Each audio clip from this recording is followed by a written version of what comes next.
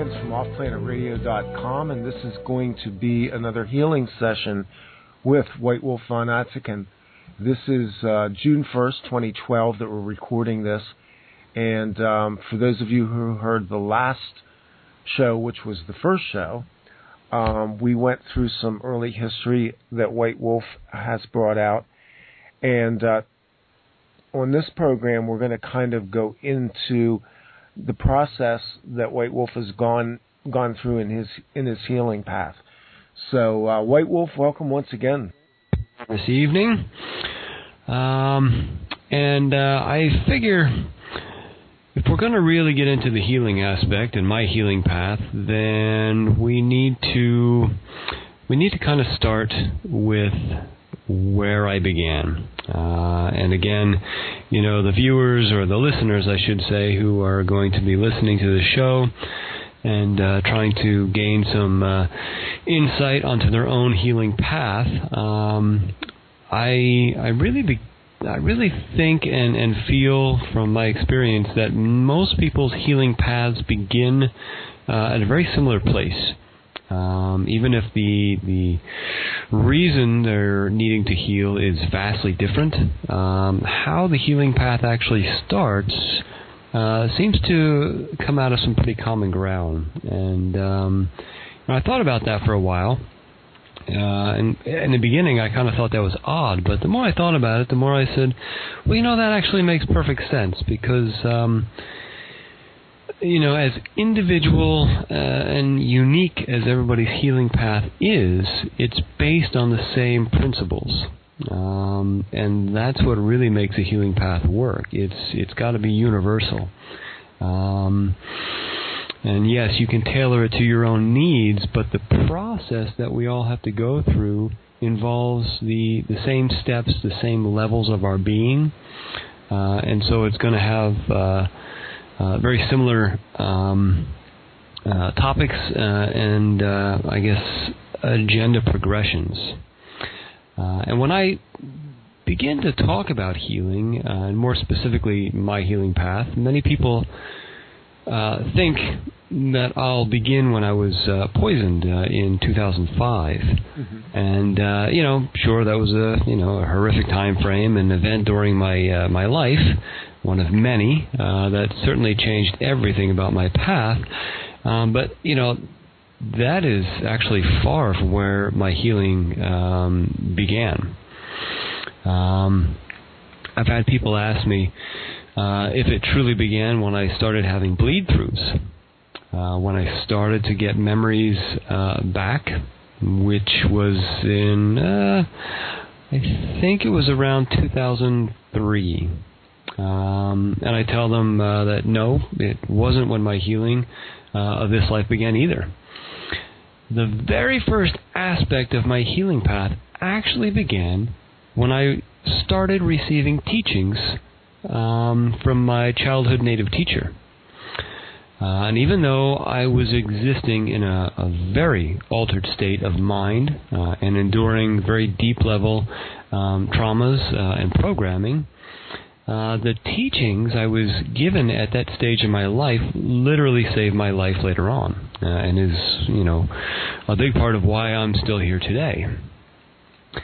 So, interesting, because if I look at that, you know, those were lessons, those were pure teachings, you know, but really that was the start of my healing path. And the main... Go ahead. Would you say that part of that is because you were basically being taught by your teacher to be a warrior, in the sense that you were learning to survive in almost any situation. And as any warrior knows, that entails a fair amount of physical risk. Not just physical, I'm talking on every level. So basically, your earliest training was exposing you to what we would consider in the Western mind to be a risky lifestyle. Yes, and actually, the only thing that I would clarify on that comment would be that I was being reminded that I was a warrior. So, yeah, but you're exactly correct. It is a risky lifestyle, and it's one that those of us who walk choose, and so we have to. If we're going to be successful in it and find and fulfill our purposes in that type of lifestyle, then we need to be supplied with the proper tool sets, skill sets that will see us through, or at least give us the chance to do the best that we can. And so that's really where these teachings came into play. And the main reason these teachings were and still are so powerful in my life is due to the fact that they reinforced my connections to the environment, to the elements, and of course to the earth.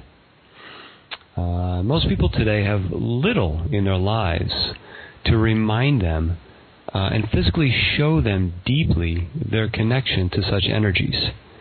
And to me, this is a very sad thing, because, we are all made from the components of the earth. The earth is our physical home, and so we have an amazing connection to the earth itself. But because of the lifestyles that most people live and lead today, people forget that on many, many levels. So the lessons I learned were very physically oriented, but they tapped the depth of the mind, emotions, the psyche, and the spirit as well. And all were equal parts of the teachings. My teacher, Michelain, would tell me that if any of these components were missing in the learning experience, it would be like removing a core element from life. Balance would be utterly lost.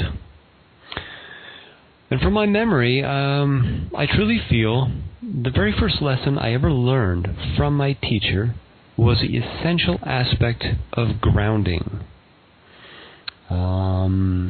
It's much like lightning, actually. If it's grounded, it's harmless. But if it isn't grounded, it's unpredictable. It's uncontrollable and potentially dangerous because its energy is too intense for living creatures to handle. And without proper grounding abilities, the healing path is much like this. It's much like the lightning, as well as life itself in this physical existence. The energy of life is intense enough, but when we embark upon our healing path that will take us through the rest of our existence in this physical reality, we have to understand right off the bat that the healing path is it's intense, and it ebbs and flows. I mean, you have greater areas of intensity than others, so it's not intense 24/7, years on end. You do have breaks, you have plateaus, but make no mistake, once you start your healing path, that's it. The intensity is there, and it has to become your lifestyle. And so you need an extremely powerful grounding ability and skill set to help you attain that, to have any hope of going the distance with your healing path. Would you say, White Wolf, that even before that initial understanding of grounding and the energetic flow, that you have to be aware of the energies themselves? And I think maybe, given your training, you're probably aware of that and an almost instinctual level, but I don't think a lot of people realize what that means in terms of grounding energies, because most people do not think of themselves in terms of being an energetic being. Yeah, you're correct. I think a lot more people are definitely waking up to that, though. I have been meeting a vast number of people who are really starting to tap into that reality. But you're correct. I also meet a ton of people who really have no clue of what they are, what they're made of, the energies around them. But yes, each element has a very specific energy. You can call it frequency, resonation, sound. It's all the same thing. But each one has a very unique resonance. And our bodies are made up of every element. And therefore, these frequencies exist within our body, along with the frequencies of our thought patterns, our emotions, our genetic line, our spirit itself, programming, all this stuff. All these combine to make our personal and unique frequency. So being that every element is within our bodies, making up every part of our body, then the frequency of these elements has to also exist within us. And since the elements are vibrating at a frequency around us in life, the fire, the water, the earth, and the air, then the frequencies within us that are the same, we can learn to open up, and we can learn to connect with the external elements in order to enhance the internal elements and the functions they have within our body, and in our minds, in our thought processes, and in our emotions. Because when you're talking about frequency, frequency has no physical boundaries. It passes right through the physical into the non-physical, and therefore it directly affects our thought processes as well as the very bones of our physical structure. Now, all of my lessons with my teacher took place outdoors, in the wilderness, and I was always on the earth when learning. Well, sometimes I was in a tree or in the water, but the point is that I wasn't separated from the earth by concrete, asphalt, rubber-soled shoes, multi-level buildings held up by metal beams. I remember clearly sitting round a fire, wandering through the mountains, standing in fast-running waters of spring-fed streams, while my teacher would tell me that we are like water. He would remind me that the trees and the rocks are literally rooted in the mountains. Plants are rooted in the soil, and thus have deep roots and grounding. We, however, have no roots of this earth. And so grounding, for most, is very difficult. But it's essential for everyone. Without grounding abilities, we are swept away, like water and air. Our lives become difficult to navigate without roots, without grounding. And this is vital to understand before you start your healing work. If you've already started a healing path, that's fine. I'm going to, a little bit later, get into some specific grounding techniques that you can utilize on a daily basis. Because we literally wander the surface of the earth. We ride in cars and buses and trains. We fly through the air in planes, helicopters, hot air balloons, hang gliders. All right? We don't have earthly roots. We are continually moving around. We're not like the plant relations. Even the boulders, the very boulders of the earth, are rooted in the mountains. They are the foundation of the earth itself. They are grounded. So for anyone seeking deep self-healing work, they must begin with grounding. And when delving deeply into the labyrinth of the body, the mind, and spirit, it becomes all too easy to get swept away through distractions, self-sabotage, programming issues, the effects of non-beneficial mind patterns, among many other energies. And my teacher would always tell me that I must ground myself every day and night by using earth energy and the feel of the earth element. And we'll get into that in a few minutes. And now he wasn't talking about the actual touch kind of feel, but rather the sound or frequency of the earth element. See, if we visualize the earth element energy, it resonates in the many shades of brown. The most beneficial hue of brown to work with is a neutral one, as opposed to one heavily influenced by extra color like the yellows, reds, and blues. Nor is it good to use browns changed by whites to make tans or blacks to create a darkness within the hue. Okay, we're talking about a good, neutral, solid brown. So if you were to go to a artist's color wheel or something like that, you know, there's always a central color brown, and that is the neutral brown. That is the resonance that the earth frequency vibrates at. Now, the important thing to remember when using earth energy to ground is that the earth is made up of many different things. And they include things beneficial as well as toxic, naturally existing as well as human-created and enhanced. So when using the earth energy, we need to make sure that we use only beneficial earth energies. We don't want to use the toxins and all the artificial stuff that's been dumped into the earth.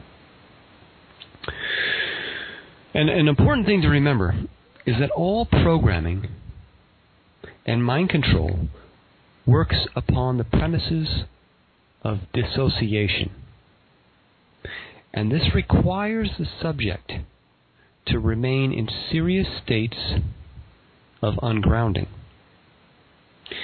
Deeply programmed and highly mind-controlled individuals have absolutely terrible grounding abilities. Of course, you know, when you,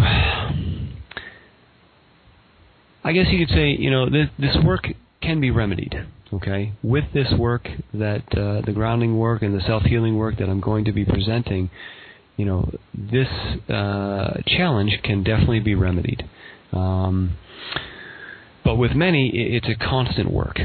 Okay, you have to be very diligent, and you have to be patient, and it has to be a daily practice. Personally, my grounding is always a challenge. I've had horrible grounding throughout my life. And of course, this is one small reason that I do the type of work that I do, working with the elements in the outdoors, in the wilderness. See, this style of work is a way of life, and being in close contact with the earth and other elements daily greatly assists me with my grounding. If you look at people and the jobs they have, most of the people who are really tapped into, either consciously or subconsciously, what they need, you can find that reflected through their job. Now, I'm not talking about people who are doing something they don't like. I'm talking about people who are doing a job that they do like, that they chose. So a lot of people who are working on the earth, with the earth, landscaping and things like that, these are people who know that they need grounding. And they need extra help with their grounding, because visualization isn't quite enough. This, of course, is why the powers that be work so efficiently at keeping people in states of distraction and thus ungrounded states of being. Because ungrounded, distracted people are far easier to control and manipulate. Now, a grounding exercise that I was taught as a child by my teacher has worked very well for me throughout my life.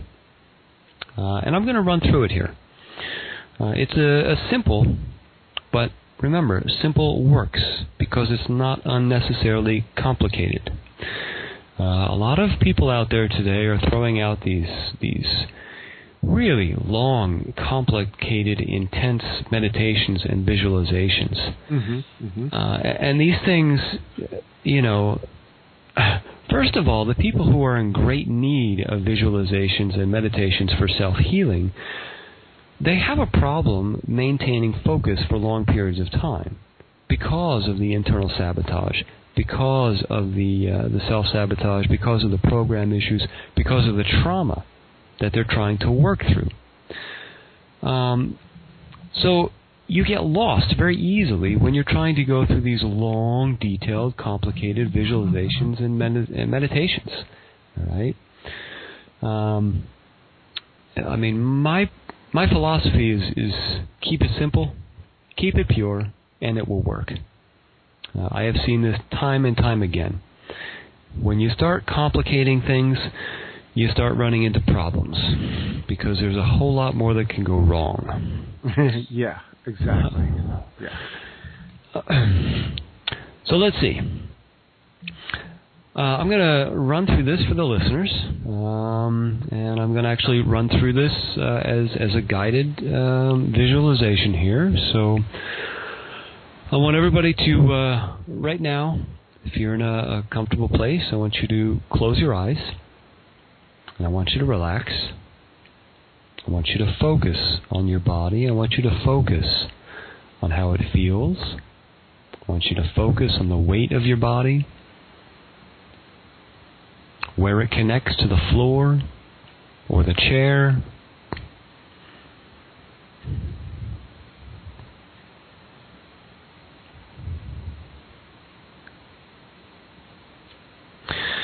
And I want you to start breathing deeply through your nose.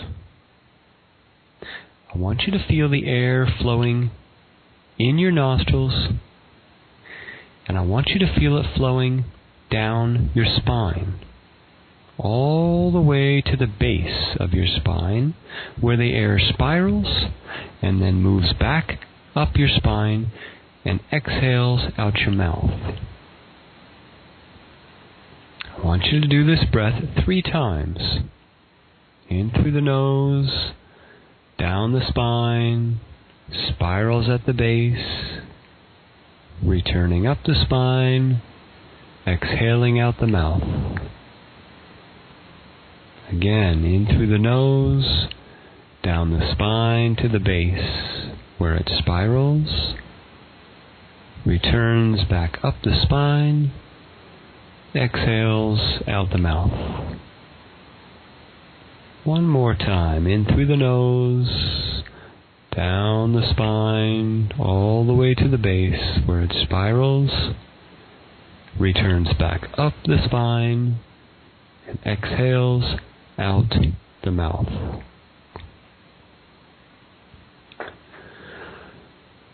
And I want you to visualize yourself now standing upon the warm, brown soil of the earth, barefoot. I want you to feel the grains of soil beneath your feet,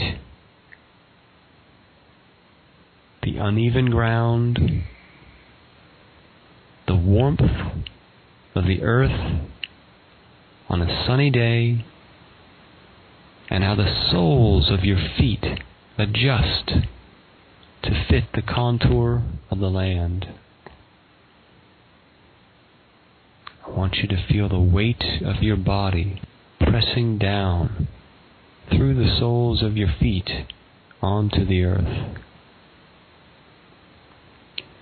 Feel the solidity of the land beneath your feet, unmoving, strong, sure, solid.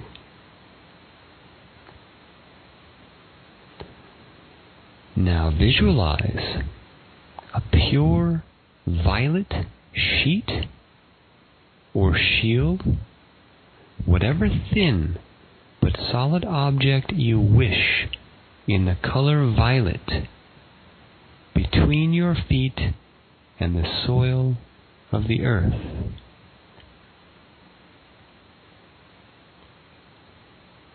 Visualize yourself standing on that violet object.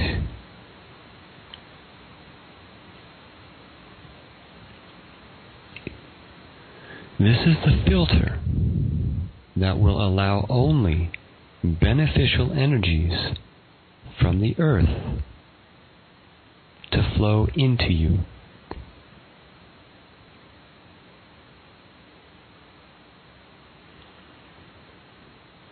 Focus on the brown at first, flowing up through the violet object from the earth. You can see the brown turn to soil of whatever kind you wish. Silt, loam, sand, clay. Nice, rich soil, brown in color. I want you to feel it.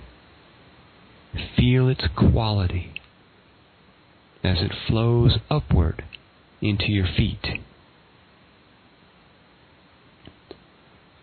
rising up through your ankles and into your lower legs, filling your shins and your calves with rich brown soil from the earth. Feel this earth energy move ever higher through your knees and your thighs, rising up your thighs until it reaches its peak at the tops of your thighs.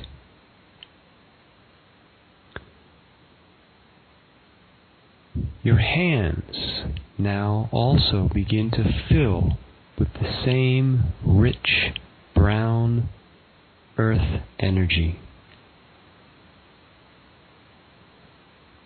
Your fingers, the back of your hands, your palms.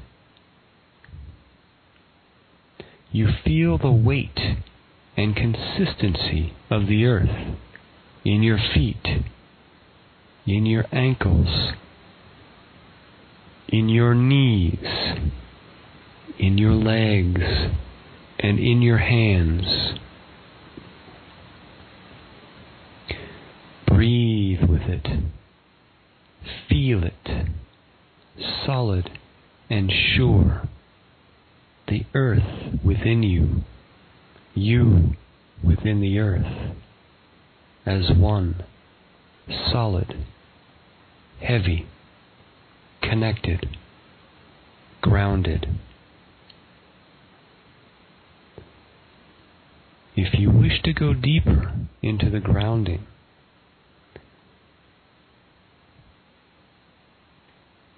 you want to visualize the brown earth energy continuing to fill your feet, legs, and hands so much that it begins to overflow out every single pore of your skin, like sand pouring through a sieve, and surrounding your legs, like you are standing in an earthen barrel.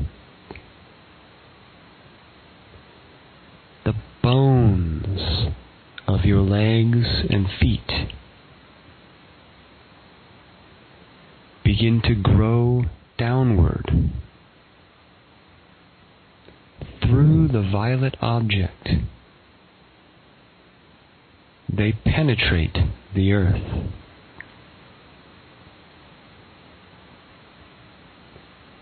Like roots of a potted plant growing out through the bottom of the pot itself.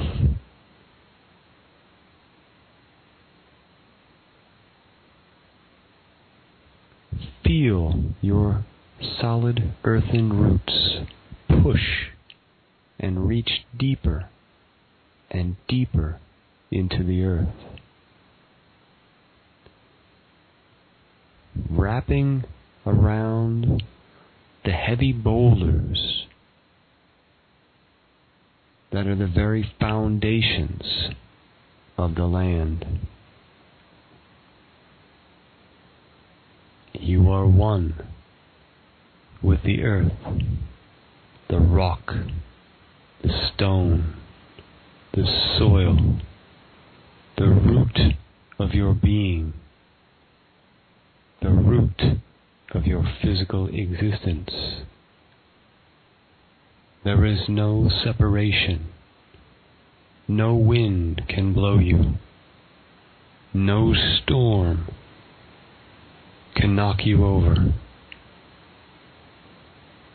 You are connected to the foundations of the earth you stand upon.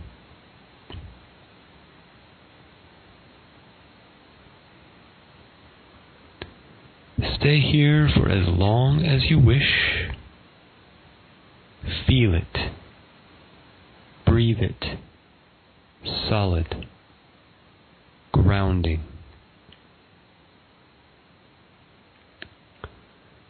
And when you are ready to return to your present state of consciousness, place yourself in a brown sphere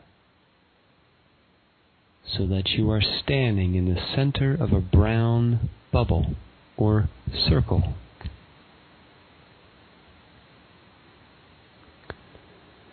Place a royal blue circle between your eyes.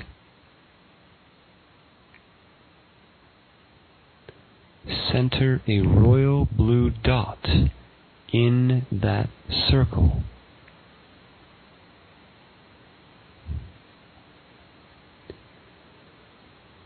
Visualize and feel that circle sinking into your head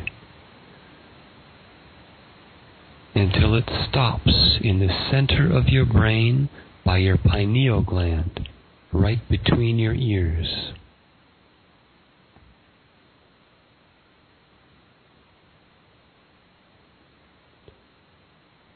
Breathe in through your nose one more time. Down your spine to the base where it spirals, returning back up and exhaling out the mouth. Open your eyes and stretch.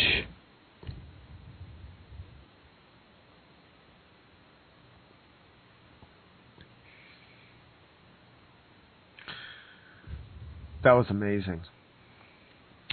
I hope nobody fell asleep.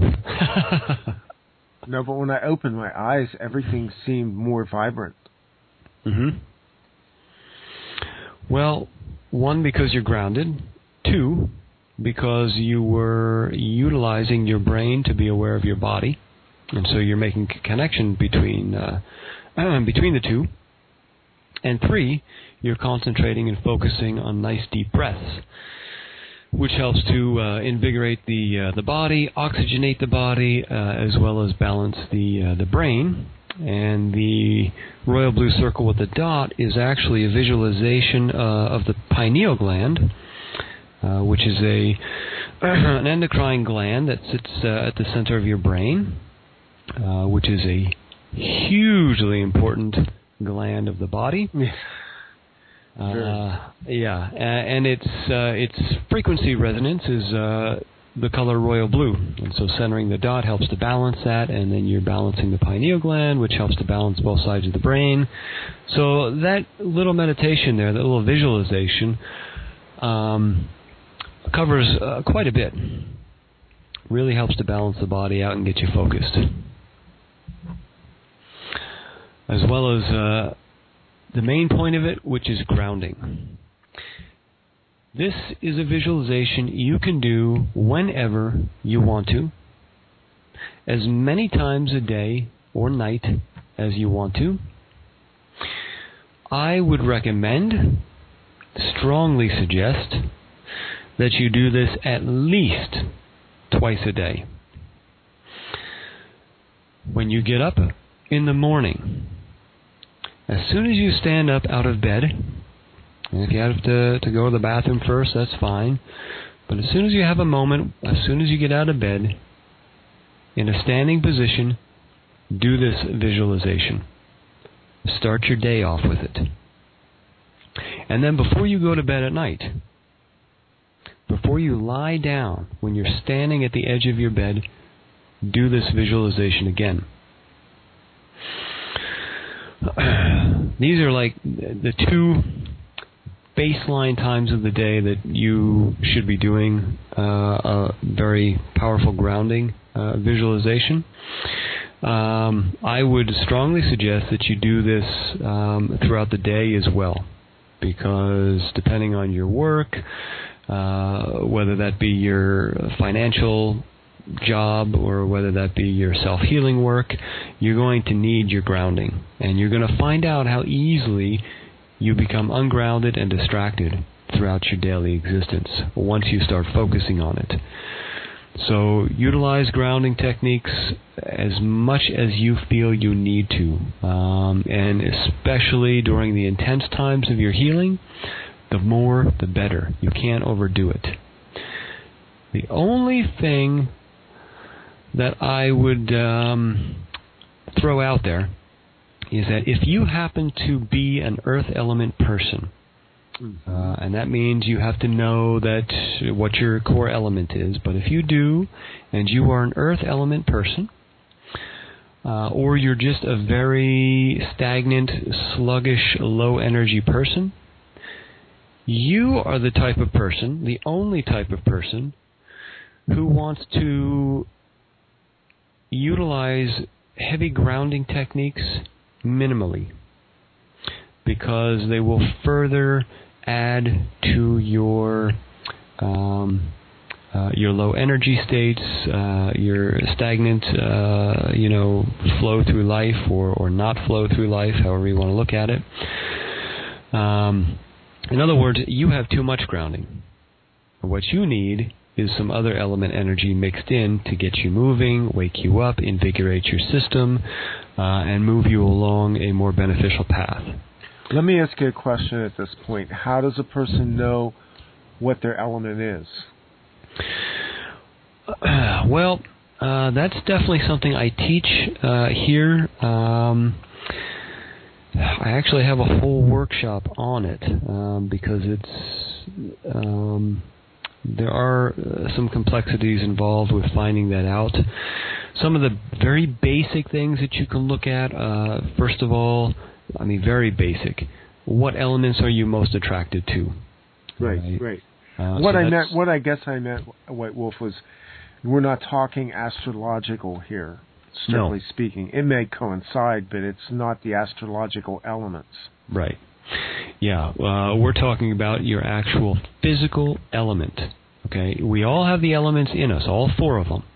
However, each one of us resonates with one element more so than another element, which gives us our body type, gives us our energy style, even has to do a lot with our personalities, thought processes. Our element has to do with a whole lot. Even the types of diseases we might be prone to or physical challenges we might be prone to, a lot of this can be traced back to the element and the energy of the element. It's quite a vast topic. And some people say, well, what about the Chinese elements? You say, well, they don't have air. Instead, they have wood and metal. Mm-hmm. Mm-hmm. And yes, wood and metal are definitely energies. Everything's an energy. But the reason I don't include wood and metal as an element, and I fall back upon the traditional native elements of this land, is because wood actually is a combination. It grows out of other elements. It's not actually an element itself. If you didn't have air, if you didn't have earth, if you didn't have water, and you didn't have fire, you could not have wood. So wood actually is a product of the other four elements. Metal is a singular component that has its own family, I guess you could say, within the earth element. Right, yeah. And so it's not actually the earth element. It's a single facet within the earth element. It is actually a refinement of earth. And that is what metal is. It's a refinement of earth energy. But it does not encompass the entirety of what the earth element is all about. So, again, that is why I focus on the four elements, and it is a physical element I'm talking about. Yes, you also have a spiritual element, and in a lot of people, they coincide. They're exactly the same. In other people, they are completely different.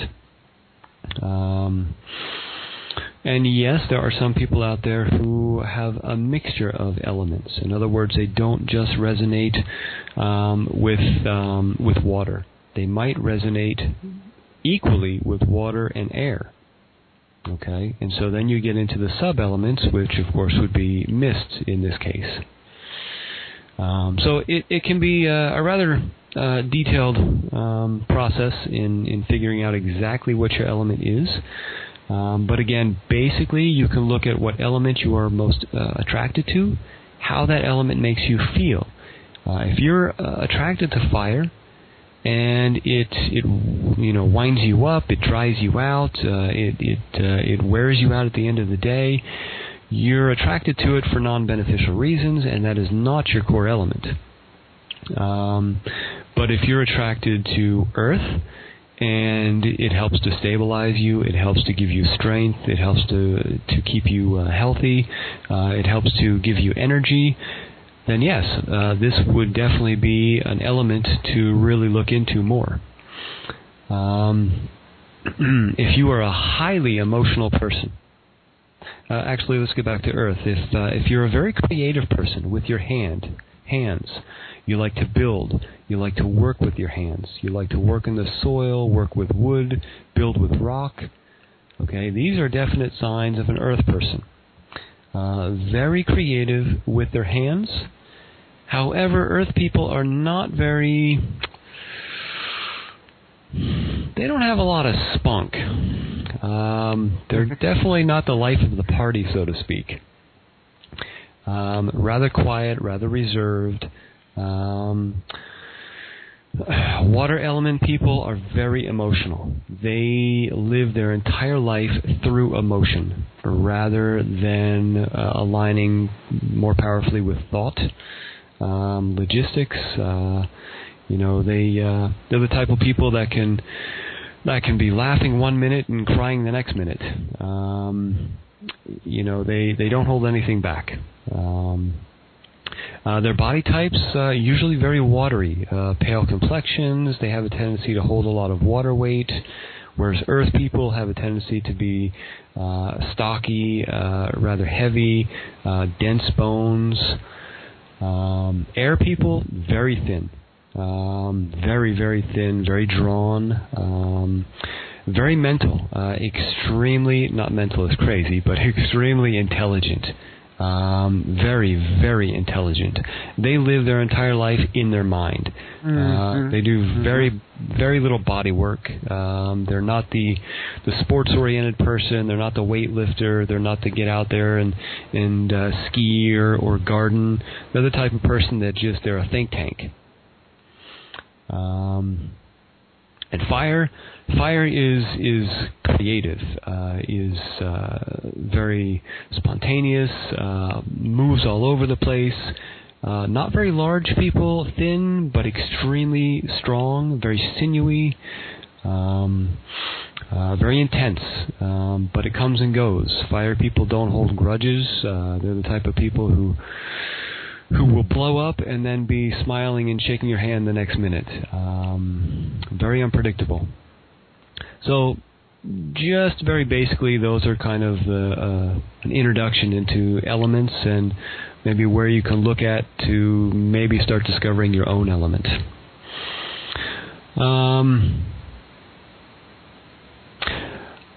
Another aspect of grounding that you can utilize in your daily life is wearing hues of brown. Brown shirts, brown pants, brown socks, brown shoes, brown coats. All right? Surrounding yourself with this frequency also helps to bring grounding energy into your life. Eating diets that are very heavy in grains, root vegetables, carrots and beets and turnips and potatoes, things like that, and meats also help to ground you.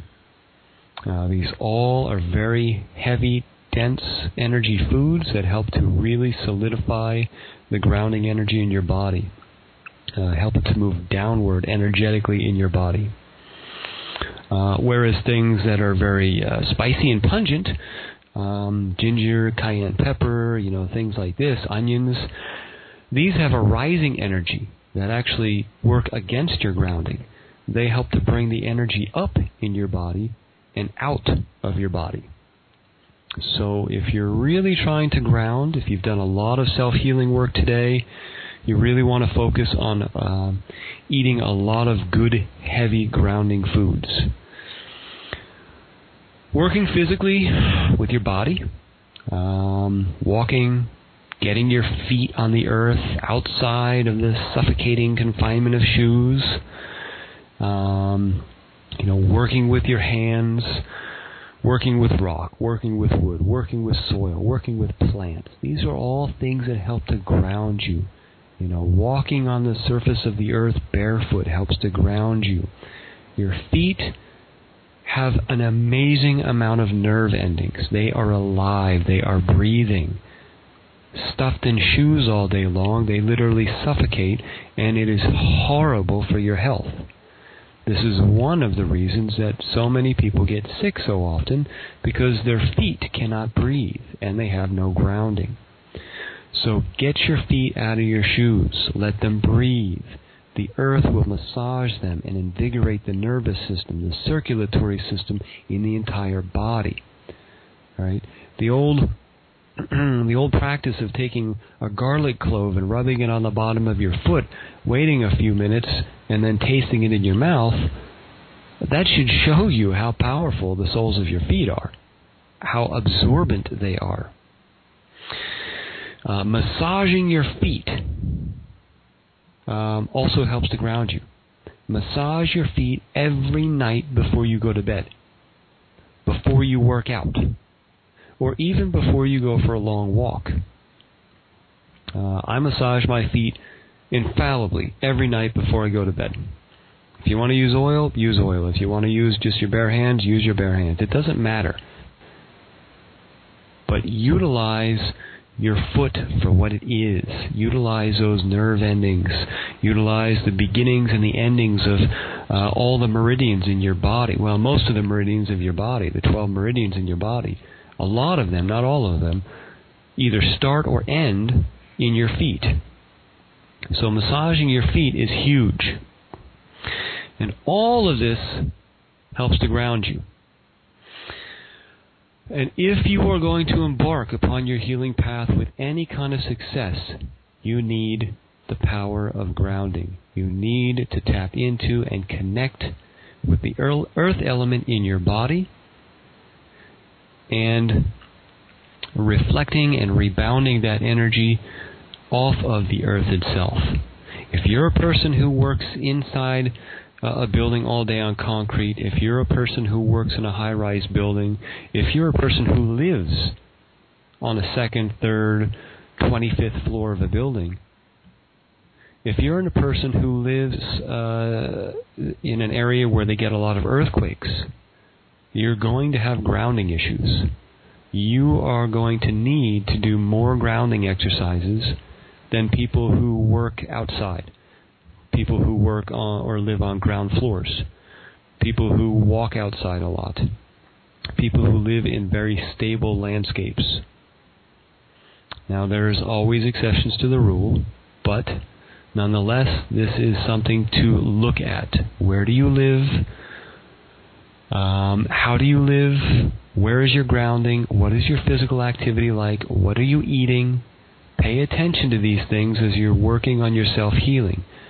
Because many times what I've been finding is that this simple act of grounding can make or break your success in healing traumatic issues.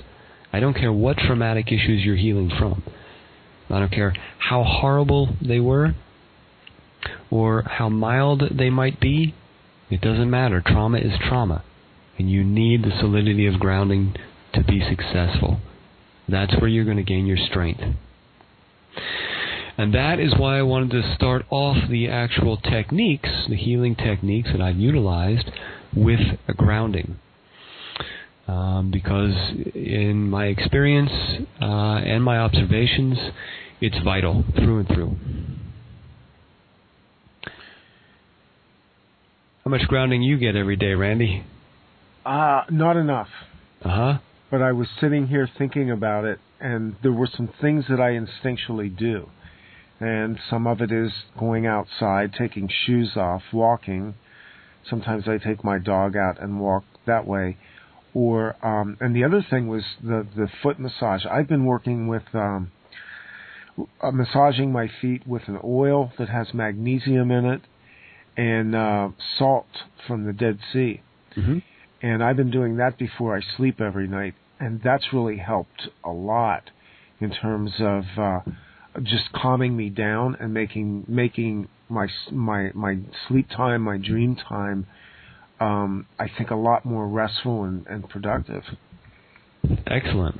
Yeah, and you know what? Along with that, rub your kidneys before you get into bed too. With the usually what works best is the back of your wrists. Just put them there by the kidneys and rub in a circular pattern. You know, just do that for a few minutes before you get in bed. Boy, that does wonders as well. But as I was sitting here and going through that the exercise that you did, and what we're going to do with that, I'm going to take that audio and I'm going to rip that as a separate audio for anybody that wants it when I put the show up. Because that by itself is a standalone. That was an extremely powerful I call it a meditation. In terms of going through the visualization, and you can feel it by the time I got through that exercise with you. That last breath was really intense. I could see that spiral, and I could feel that energy coming back up the spine as I was exhaling. Excellent. And if you want to add a little bit extra to that, when you inhale, visualize the air coming in being medium green.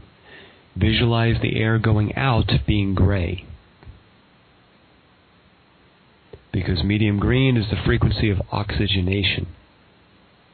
And gray is the old stale energy, the confusion that we no longer need, releasing it from our body.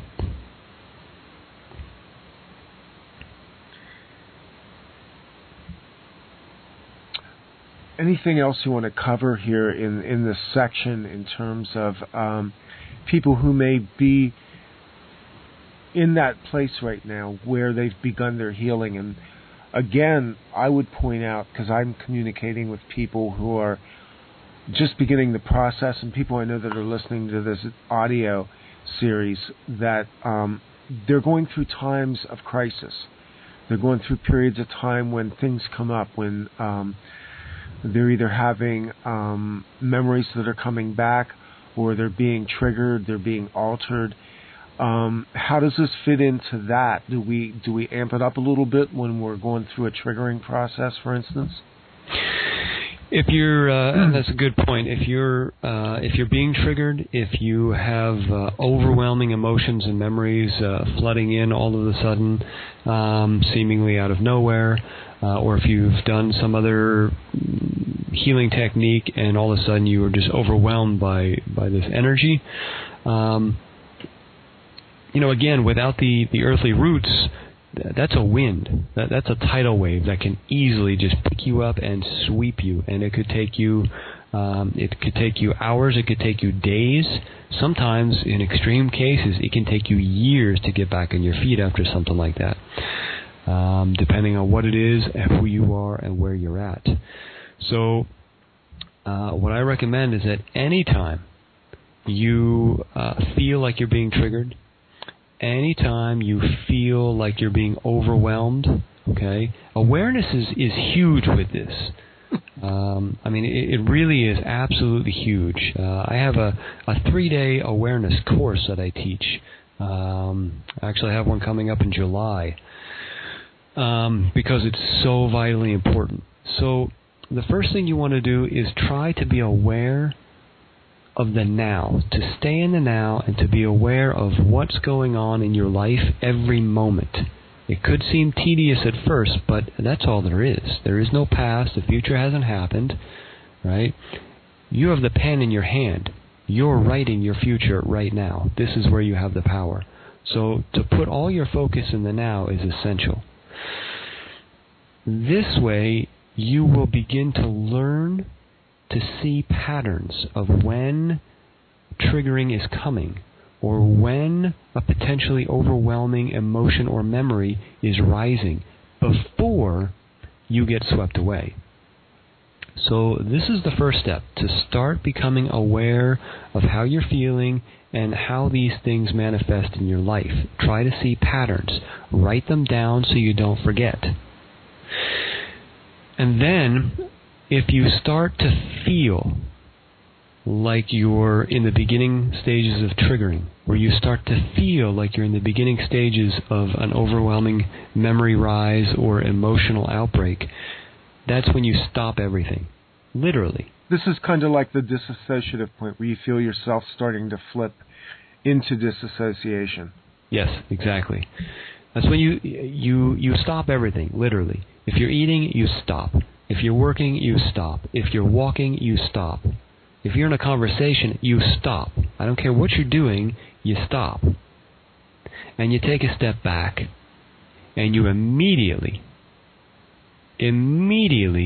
go to your grounding technique. I don't care what grounding technique you use. You use what works best for you. You immediately go to your grounding technique and you put all your focus and energy into grounding, every ounce. And then after you are done with your grounding technique, you put yourself in a brown sphere, a brown bubble, which helps to end and complete the grounding technique. And then outside of that, you put 3 levels of violet spheres. Outside of that, you put 3 levels of silver spheres. And outside of that, you put 3 levels of gold spheres. And you will see a difference. I use this. I have used this for years.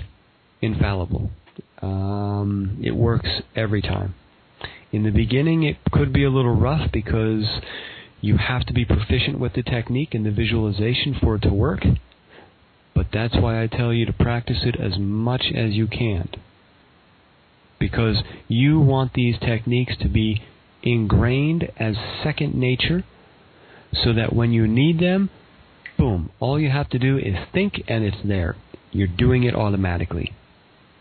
You should be able to do a grounding technique when you're walking down a New York City sidewalk at rush hour with a billion people all over the place, taxi cabs, beeping horns, everything everywhere. You should be able to put that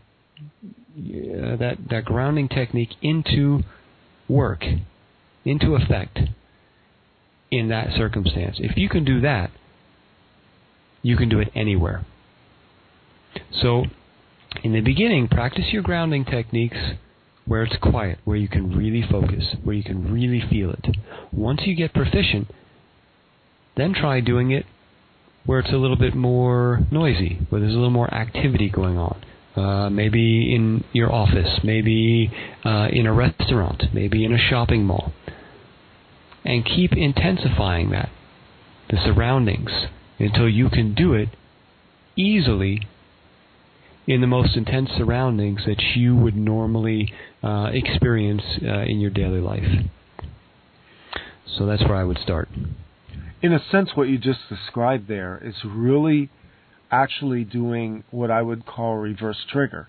You're basically building something in that exercise that enables you to counterattack a trigger. Thus, you are basically building momentum away from being triggered and towards the grounding itself. Yes, there are, what did you call it, reverse trigger? Yeah. Okay. Yeah, there are numerous techniques that you could use as reverse trigger.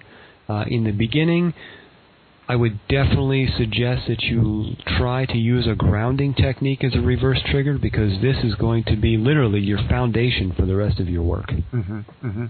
Yeah. Yeah, I have the sense of that. I have the sense that this is like building muscles. You do it beginning with the light stuff and then work your way towards the heavy work as you progress. Exactly. Yeah, definitely. It is a progression. You cannot rush it. There is no end result. There is simply a better quality of life. And that's really what we need to strive for. This is great stuff. And I think we just started building a toolkit with this show that people are going to have as a resource to go to and to begin moving through their healing path in a more intelligent way. Because as you said earlier, there's a lot of modalities out there, and many of them are complicated, and they require resources that a lot of people don't have access to right now. This is immediate. It's something that, for instance, a person can put on their computer or their iPod or whatever and carry it with them, and basically at any time that they need it, they can refer back to this in audio form. So it's really a great resource. Yeah, exactly. It's attainable. It's definitely affordable. So it's practical, and that's really what you want. If you're trying to work with a healing modality that is not practical, that is not attainable, that is not affordable, what is it? It's not going to work. Well, I think that was probably what we were supposed to cover for this hour, White Wolf. So what's going on at the Ways of the Wild Institute lately? Well, let's see. A week from today, Wilderness Survival Level 2 begins here in Vermont, and that runs for Friday, Saturday, and Sunday. So anyone out there who has taken Wilderness Survival Level 1 is eligible for Survival 2. And then on Saturday next weekend, which would be June the 10th, I believe, no, the 9th, June the 9th, Wilderness Survival Level 1 begins. And that runs all day Saturday and all day Sunday here in Vermont. For any of you who want to either brush up or attain a new set of survival skills. Let's see. And then we also have our big 3-day wilderness, which is external awareness and self and internal awareness course coming up in July. You would have to go to my website, waysofthewildinstitute.com, and go to the schedule page to find out exactly when it is, because I don't remember. But this is a foundation course that I really push heavily, because this goes over all of every major awareness technique that I was taught by my childhood teacher that has served me throughout the years of my life thus far, and will continue the rest of my life. It contains techniques that truly open every door and window, every possibility that you can imagine in life, because it all stems from your awareness abilities, your awareness skills. We're also trying to get together webinars, this new webinar thing that's out there. Because I know a lot of people, it's a struggle to travel, and if there's more than one of you in a family who want to take courses and workshops, you got to pay double the price for travel and lodging, and then you got to pay, double the price for the course of the workshop, and this is not feasible for a lot of people today, especially people overseas. And so we decided to come up with these webinars where I will be offering individual teachings, as well as, meaning individual topics, as well as full courses and workshops in the webinar fashion, so that people anywhere in the world can take the course from the comfort of their own home. And on the 13th of June is the beginning of the first block of the apprenticeship program that we have. So that's a 3-week block. I've got apprentices coming in from different areas of the world, and they will be spending 24 hours a day, 7 days a week in the wilderness for 3 weeks straight. Wow. And I will be out there. I will be going out to them every day, and even nights, to teach them. So they are going to be completely immersed in the ways of the wild. So we got a lot of stuff happening right now. Oh, one last thing.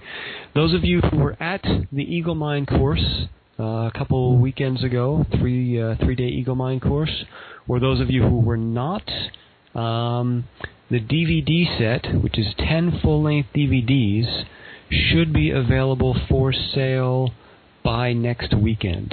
I was going to point out your store. I was going through that today.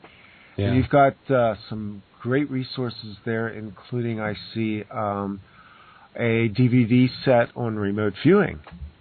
Yes, I just taught a course in April on remote viewing as a workshop, and I filmed the workshop, and so everything I taught in the workshop is on that DVD set. It's a set of 4 DVDs. Yeah, I say that because I know we've talked a lot about that lately on Off Planet Radio, and there are people out there that are very interested in learning about remote viewing. So there's a resource for you. That course is actually, really reasonably priced too. Good stuff.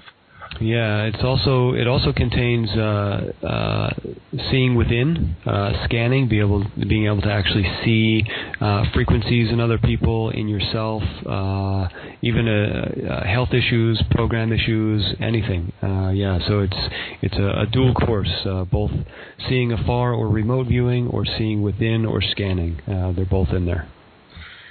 Great stuff. Great. Well, thanks for, again, sharing all of this information for people to access. And the website is waysofthewildinstitute.com, offplanetradio.com, and I'll send you the link as well, White Wolf, because we're going to put these up on the new YouTube channel that we've just put up. So they will be there as well. Sounds good. Okay. Very good, my friend. Thank you so much for sharing. I'm Randy Moggins, and with me, your teacher for this hour has been White Wolf von Atzingen, and we'll be back again with another session very soon. My pleasure, as always. Thank you much, and everyone, be well.